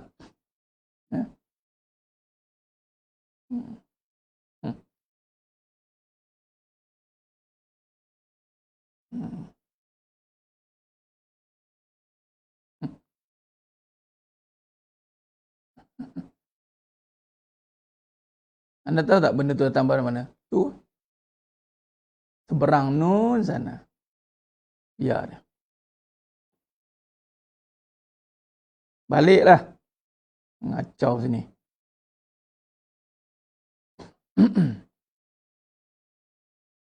Okey. Jadi sebenarnya mah yang mulakan Allah Subhanahu Wa Taala. Okey, bila kata gangguan ni, dia dari luar. Gempa bumi, gangguan, semua dari luar. Sebab tu, sebelum nak buat bangunan, dia kena bangunkan foundation, asas. Okey. Kalau tengok kepada negara-negara yang di bawah garisan, dia panggil ring apa gempa bumi ni. Seperti Jepun, ada gempa bumi tuan. Dia punya foundation dia ada ball bearing. Ada ball bearing. Bila bergoyang ni, dia efek dia akan absorb beban tu masuk ke dalam. Okay. Isu ni sekarang saya nak bagi tahu kat sini. Apabila dari dalam tu sakit sendiri. Contoh. Bila kata asas ini, saya nisbahkan sebagai hati. Sebab hati ni asas, Nabi kata. Bila dalam ini, pertama, tidak dibangunkan dengan betul, spek tak betul. Kemudian, ada berlakunya keretakan-keretakan di dalam ini. Campuran dia tak betul. Maka sedikit gangguan di luar, menyebabkan bangunan tu runtuh. Jarang bangunan runtuh tiba-tiba. Dia mesti ada failure yang berlaku dari dalam. Jadi, rosaknya bangunan tu bukan sebab bangunan tu rosak tiba-tiba, tapi dalaman dia dah rosak. Sebab tu bila asas nak bangunkan hati dari dalam, ini mesti yang utama. Ini yang utama kena bangun. Bila dalaman dah bangun betul, barulah boleh bina binaan dari atas. Ini yang pertama. Barulah bina struktur naik ke atas. Jadi fasa bangunkan dalaman ni, fasa ni bukan fasa main-main tuan-tuan. Ni fasa piling. Ni fasa piling ni, dalam ni. Anda bukan fasa inilah fasa yang sangat kritikal. Sebab tu kalau kita tak ambil berat dalam pembangunan hati, malah tak tahu pun macam mana nak bangunkan hati. Tak tahu pun. Sebab itu, luaran datang hancur. Hancur. Hancur. Sebab tu hancur tu bukan sebab luar ni kuat. Tetapi dalam itu tidak dibangunkan untuk mempertahankan gangguan luaran. Sebab semua gangguan datang dari dalam luar. Dia panggil structure failure. Kehancuran itu bukan sebab sekadar disaster saja. Tapi kehancuran itu adalah berlaku apabila structure failure. Struktur asas hancur. Struktur asas hancur. Bila struktur asas hancur, hancurlah. Struktur asas hancur, collapse. Collapse. Boom.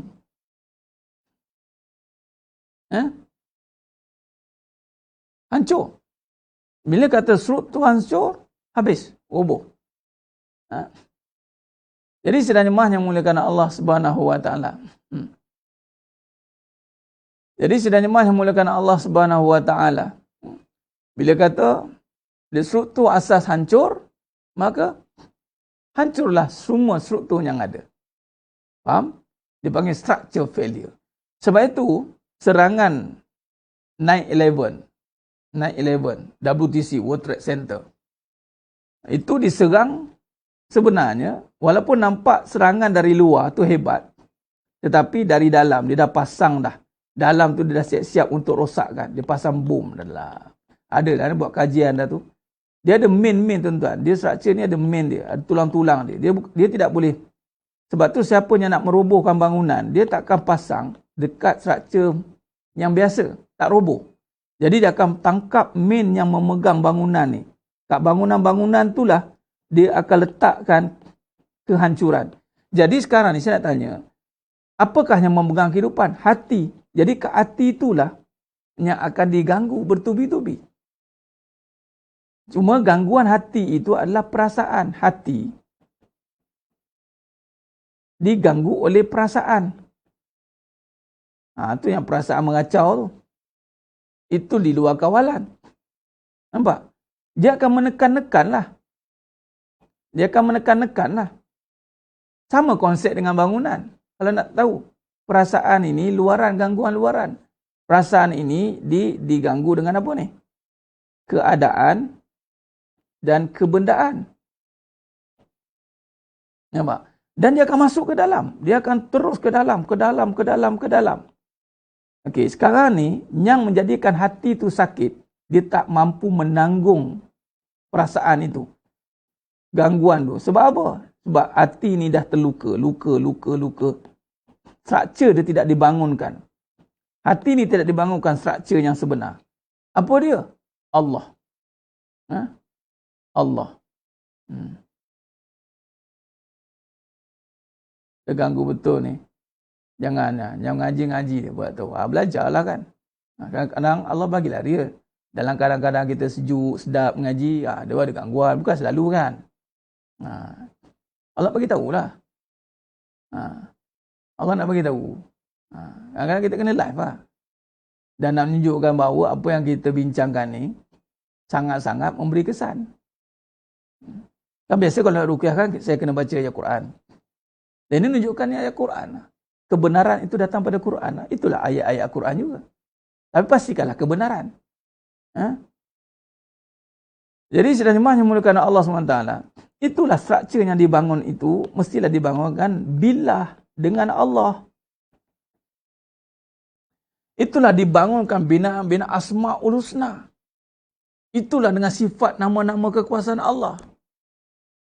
Maka gangguan itu sehebat mana gangguan datang? Nothing. Itu kadang-kadang nothing. Jadi sebab itu bila kata nak bangunkan dari dalam, contoh sebab tu kita kena tegas. Bila cerita bab dalaman, perasaan ni semua dalaman. Keadaan ini yang luar ni biru-biru ni, ini luaran tuan-tuan Luaran.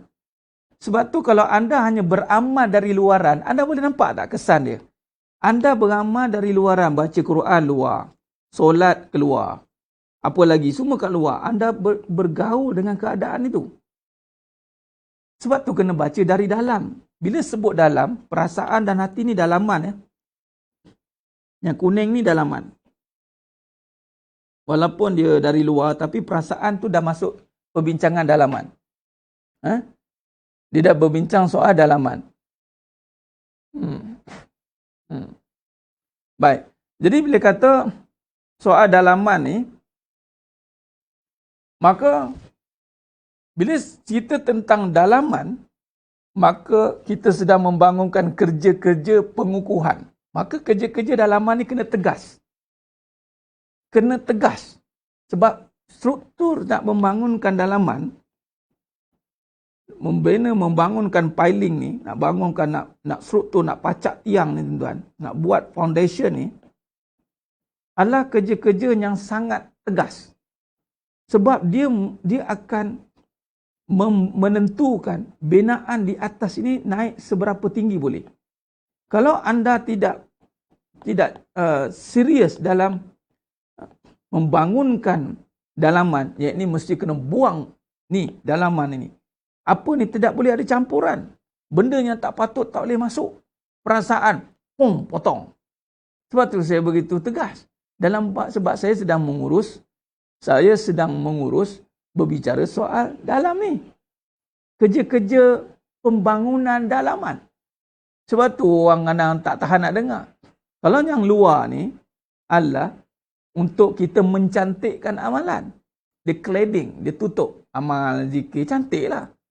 Tapi dalam goyang lah. Macam ni lah goyang lah. Allah hentam satu kali, tumbang. Hentam satu kali, rentang. Ini sedang jemaah yang muliakan Allah Subhanahu Wa Taala. Bila kata dalaman ini tidak kuat, maka amalan yang cantik tadi memang boleh tertegak. Boleh tertegak. Tapi mari datang gangguan, hancur. Itulah datangnya hancur, roboh. Collapse lah. Sebab failure itu datang dari dalam ini. Nampak? Jadi sekarang ni, caranya adalah, disebut tentang hati sakit tadi. Saya sakit hati lah Ustaz. Saya nak concludekan. Disebut dalam akhir zaman ni tuan-tuan. Ingat. Ramai orang akan cuba memprovokasikan. Ataupun musuh-musuh agama. Dia akan memprovokasikan perasaan agar sakit hati. Orang yang menumpukan kekuatan hati, perbincangan tentang hati, insya-Allah akan terpelihara daripada permainan akhir zaman ni. Anda faham? Sebab tu macam tadi yang dia kata sekarang ni Ustaz, saya dah okey, suami saya pula yang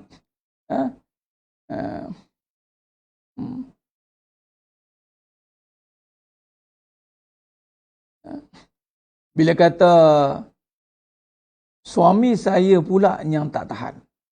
Suami saya pula yang saya dah diam, Ustaz. Okey, maksud sekarang ni provokasi sedang berlaku. Baik, anda tidak boleh respon dengan sakit hati dah. Kalau betul anda mengaji. Habis cara macam mana? Anda boleh bawa kepada pihak autoriti. Selesaikan dengan pihak berkuasa. Yang ni mahkamah ada, pejabat agama ada. Kalau sekiranya masih belum dapat lagi menggunakan PKP ni, anda kena melaluilah ujian itu dengan hati yang lapang tanpa dipengaruhi oleh perasaan itu. Dia sedang memprovokasi anda. Provok macam ni.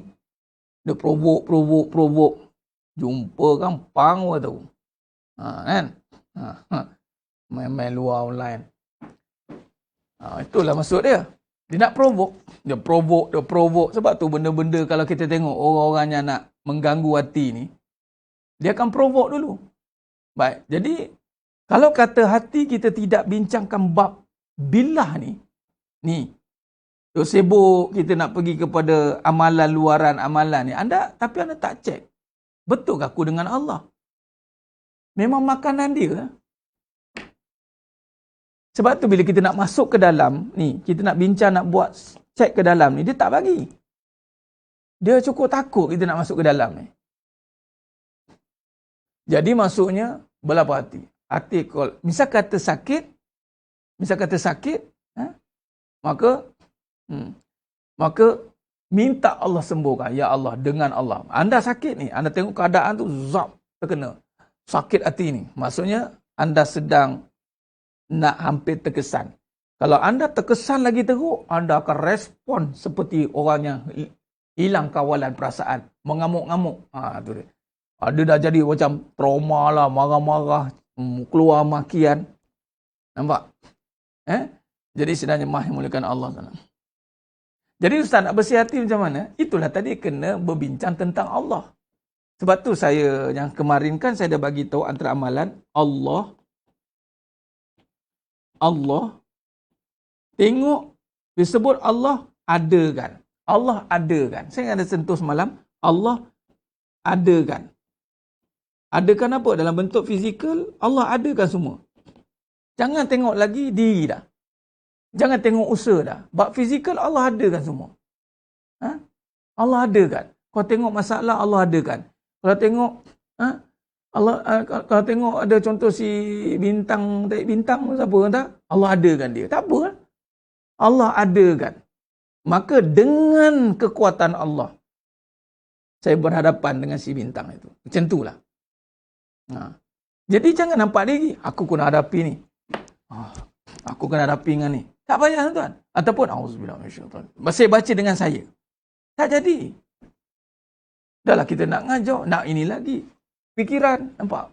Kalau setakat saya baca, diamlah. Nampak? Tak apa benda, tak apa benda nak masukkan, tak apa benda. Dia cuba masuk. Sap. Anda ingat apa? Kosong-kosong lah. Tak ada. Kalau dia berani tu mana something lah. Jarang. Sebab tu kita dah setting awal-awal lah. Saya dah block. Dah tembus dekat. Bukan calang-calang tu. Jadi anda tengok live lah. Jadi sekarang ni, bila kata nak cucikan tu, maka kalau kata Allah adakan, itu bermunajat. Doa ni bermunajat. Doa yang maksur banyak. Saya nak baca banyak. Tu maksurat tu. Semua doa tentang Allah. Jadi bila tengok fizikal, jadi sedang jemaah mulakan Allah Ta'ala, maka itu taktik dia, betul. Ya Aswad. Bila kita nak tengok hati kita terganggu, kita mula resah. Bila kita resah mula, dia mula. Tapi cara nak bersihkan tu, Allah adakan. Terus tuan-tuan, parking terus. Allah adakan ujian untuk kita malam ni, sama-sama kongsi sikit, bagi seorang sikit. Nak rasa kan? Rasa. Terganggu. Tuan-tuan, yang mendengar tangguh saya yang bercakap ni. Kalau ustaz bercakap lain, dah. Praktikkanlah ilmunya ada. Apa dia kata? Katakan, Allah adakan dia. Benda tu, malam ni, live, dibawakan terus. Dari mana, entah mana-mana datang kan? Nampak? Jadi maknanya Allah adakan. Itu cara dia. Allah adakan. Jadi tengok apa yang berlaku, Allah adakan. Okey, bila Allah yang adakan, bagaimana kita nak hadapi ni?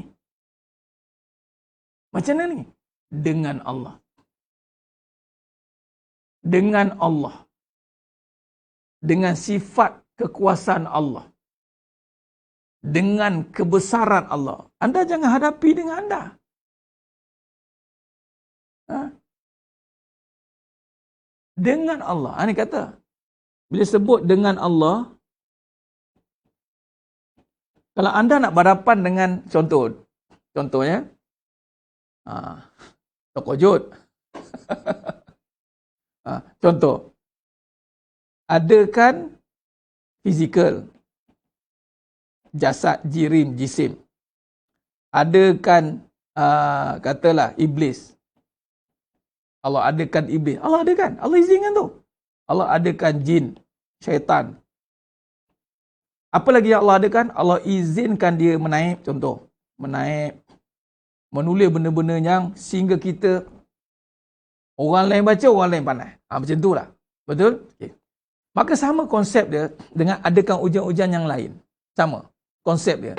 Selagi mana anda nampak fizikal, maka itu bentuk adakan. Baik. Bila nak berhadapan dengan pada fizikal ni, akan ada perasaan masuk. Betul tak? Perasaan masuk. Jadi perasaan ni dah masuk gaib. Dia dah nak masuk dah gaib. Bila kata dah gaib tu, dia nak masuk ke gaib, maka di sini bukan lagi dengan fizikal. Anda bukan kata melihat dengan adakan di sudut. Anda tidak boleh berhadapan dengan diri anda. Sebab tu makhluk-makhluk yang bersifat gaib ataupun ujian yang susah, senang, itu semua bersifat gaib. Itu dah panggil ujian. Bila masuk ke gaib, dia pergi pada asas. Dia dah masuk ke dalam, tuan-tuan. Ujian ni akan masuk ke dalam, dia akan masuk ke dalam, terus ke teras yang paling dalam sebenarnya. Sampailah ke jiwa. Tuan-tuan, di saat ini, anda tidak boleh hadapi dengan diri dah. Tak boleh. Anda akan hadapi dengan jiwa. Jiwa ni maka mulakan dengan bismillah, dengan nama Allah. Dengan nama Allah. Dengan nama Allah. Ataupun dengan Allah. Maka ini dengan sebab kita nak menggunakan sifatnya. Maka bila kata dengan sifatnya, maka dengan Allah lah yang akan berhadapan dengan musuh-musuh Allah. Jadi seterjemahnya bukan Allah Subhanahu Wa Taala. Baik. Jadi maknanya kalau kita lihat di sini, dengan Allah, maka dia akan Allah dengan sifat quwwah, qawi.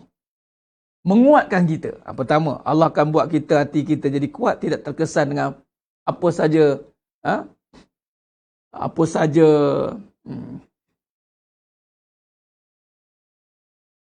InsyaAllah, silakan. Baik.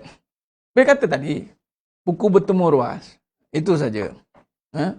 Kebatilan akan bertemu dengan kebenaran yang hak. Yang hak tidak akan pernah berganjak. Yang hak tidak akan pernah berganjak. Hak tidak akan pernah berganjak. Anda kena ingat. Hingga batil ni tak bertemu dengan yang hak. Kalau anda bertemu, binasa anda. Fasada jasada. Sebab yang bertemu itu bukan dengan tedung tak tedung. Yang bertemu itu bukan lagi dengan manusia, tapi sifat sang Khalik. Billah. Dengan Allah.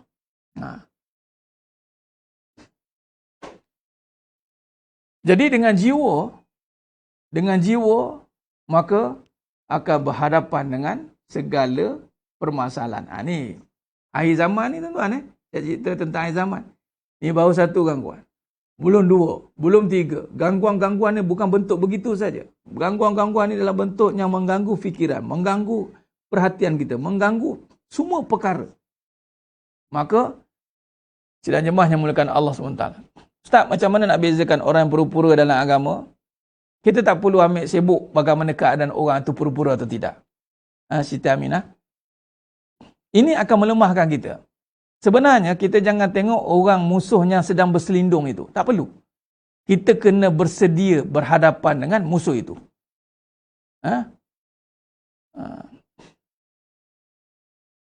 Hmm.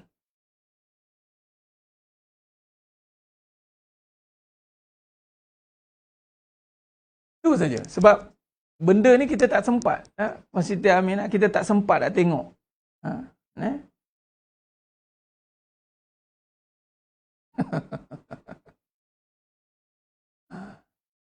Hmm. Kan saya dah bagi tahu, jangan ambil pot cerita dia. Kan? Tak payah faham, tak payah tahu. Tengok apa benda tu. Raja mana memang benda tu. Ini urusan saya dengan dia. Okey? Tinggal lagi tak kalau saya nak endkan live ni. Ada lebih penting untuk saya sampaikan. Itu apa dia? Ilmu. Tak. Saya takkan blok. Sorry lah. Silakan. Dan benda ni takkan berhentilah. Sebab kalau dia berbaiat dengan Iblis, Iblis takkan mati kan sampai kiamat. Okey? Jangan. Minta maaf, saya dah ulang kita. Jangan baca. Jangan baca. Anda akan terkesan. Saya takkan blok. Sebab saya tengok jauh mana dia boleh pergi. Sekalilah Muhammad Al-Amin dia ni jauh. Inilah dia. Sekali datang. Sebab dia jenis nak tunjukkan benda yang tak ada pada dia tu. Kita tengah belajar. Iblis datang. Dia bagi kata kau takut. Yang lain lagi. Bagus Bakman Iman. Tak payah tumpukan. Bagus. Yang mana nak tengok tu tak apalah. Dia nak ambil pengalaman. Kan. Jarang nak dapat lah begini. Dia pun nak apa orang kata apa? Nak viral juga. Kan. Baik. Tak apa. Yang mana belajar ini. Saya nak bagi tahu. Anda yang belajar. Anda kena ingat. Anda yang belajar apa saja ilmu, terutama kebenaran ni, yang mendamping anda kena ingat, musuh yang paling tinggi, Iblis. Ingat Bukan biasa-biasa je. Iblis tu, dia akan hantar lah, macam tadi tu, anak Raja Salman lah, nak datang, biarlah dia. Okay. Jadi, ini Allah nak bagilah, Alhamdulillah lah. Ini pun satu petanda juga, Allah nak bagi dia pun Azizah Karim.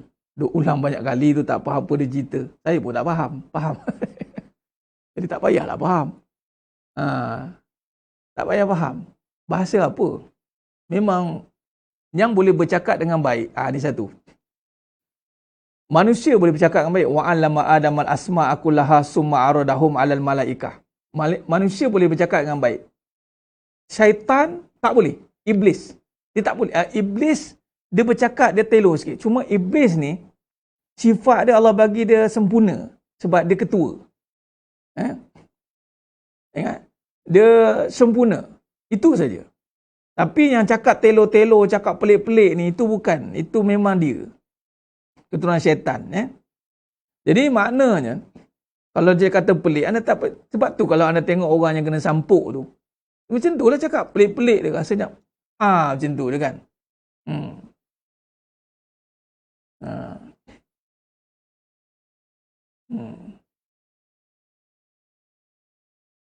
Tuan-tuan tahu tak? Ni saya nak cerita. Kalau dia kaitkan dengan apa ni? Arab Saudi Raja Salman. Tuan-tuan tahu tak apa cerita dengan Raja Salman ni? Buka sejarah tengok sekarang.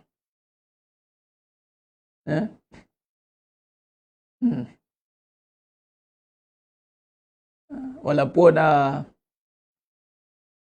betul tidak betul, tapi cerita dia tu. Itu ada antara kait dengan petanda-petanda. Dajjal. Okey. Arab Saudi akan berlakunya. Ni saya tak nak cerita lebih ni. Sebab bimbang-bimbang. Kita habiskan kuliah kita, Ustaz. Ya. Tak apa yang nak keluar dulu, sila keluar. Tak ada masalah. Saya nak habiskan kerja sikit lagi. Baik. Saya nak tengok apa. Nampak? Itu dah keluarlah sikit-sikit. Bagus rempeyek mata biru.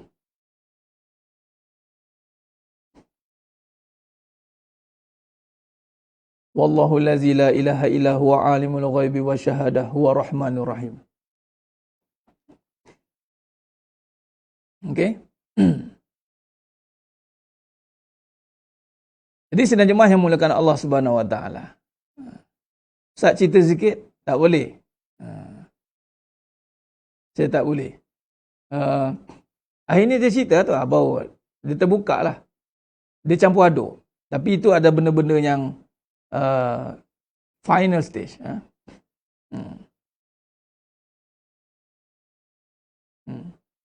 Itu saja. Dah terbuka tadi, dah tutup. Maknanya ada kait mengait dengan Dajjal. Jadi sidang jemaah yang mulakan Allah Ta'ala, welcome to Dajjal punya penglihatan. Okey? Nak tahu kan? Jadi itu susu jalung dia. Tak payah seram-seram. Saya dah cakap tak payah. Buat biasa je. Memang dia cuba untuk menakut-nakutkan. Tapi kita kena letak balik perjalanan kita pada Allah. Ustaz, apa hukum pergi jumpa ustaz atau cek dia ada makhluk halus tidak? Pertama, hukum nak cek tu haruslah. Kedua, cari tempat yang betul lah. Jangan pergi tempat yang khurafat.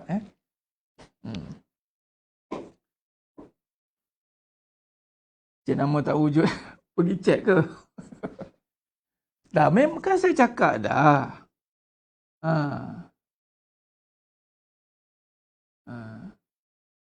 Ya, pedang singa.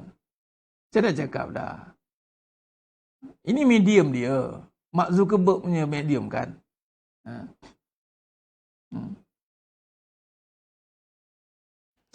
Okey. Tutup. Khair. Jadi sidang jemaah yang muliakan Allah Subhanahu wa taala.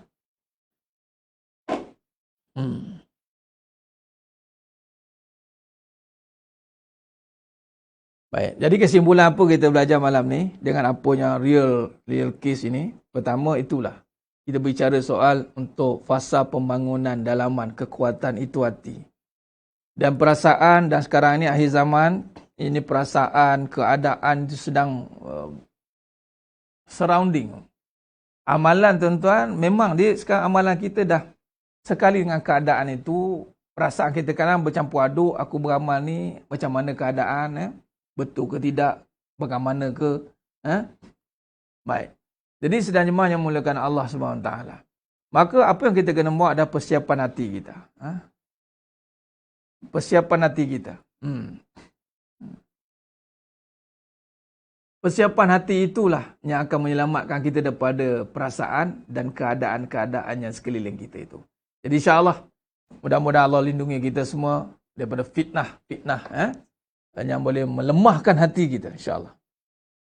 Bagaimana kita nak istiqamah, Ustaz? InsyaAllah. Dia kata istiqamah, amantu billah sumastaqim. Amantu billah sumastaqim. Billah. Itu akan jadi billah. Itu akan jadi billah kita, pedang kita. Untuk istiqamah, insyaAllah. Baik. Mudah-mudahan Allah rahmati kita semua. Saya kira cukup setakat tu dulu pada malam ini. Terima kasih kepada anda semua terus setia. InsyaAllah Allah hilangkan semua gangguan itu. Tiada ada mudarat pada segala perkara yang ada itu hanya dengan kekuasaan Allah. Inna lillahi wa inna ilaihi, kembali seluruhnya dengan kekuasaan Allah. Maka kita tutup supaya Allah lindungi kita semua, insya-Allah, semua yang menuntut malam ini. Tak usah fikir-fikir apa lagi. Dan ini semua datang dari Allah, dan dengan Allah kita akan hadapi semua perkara ini, insya-Allah. Khair. Itu saja. Mohon ampun maaf di atas segala kekurangan, terkasar kata, kurang bicara, hanya Allah Ta'ala sajalah yang mampu menyempurnakan perbahasan kita pada malam ini. Baik. Oh ya, sebelum saya terlupa. Kes-kes seperti ini dan sebelumnya, dia tak akan lut dengan ruqyah, bacaan. Dia akan lut, dia akan lemah dengan kefahaman yang berterusan. Itu saja saya bagi tahu. Itu pun untuk anda kadang-kadang tu cuba hadapi dengan ayat-ayat, kadang-kadang ada level. Saya dah berhadapan dengan ni, satu lagi kes, satu lagi saya pada jumpa, dan bacalah macam mana pun dia steady, dia tak lut. Tinggal lagi dia akan lemah sendiri dengan keyakinan kita yang berterusan. Itu saja. Jadi sekiranya anda berhadapan dan anda pun telah disajikan dengan benda ni malam ni, jadi kuatkan keyakinan itu. Tiada ada mudarat pada apa yang berlaku mudaraatnya pada Allah. Keyakinan kita. Ya. Ya. Betul tu. Mohon Allah Ta'ala berikan kasih sayang dalam hati kita dengan sifat Allah dan dengan kekuasaannya. InsyaAllah.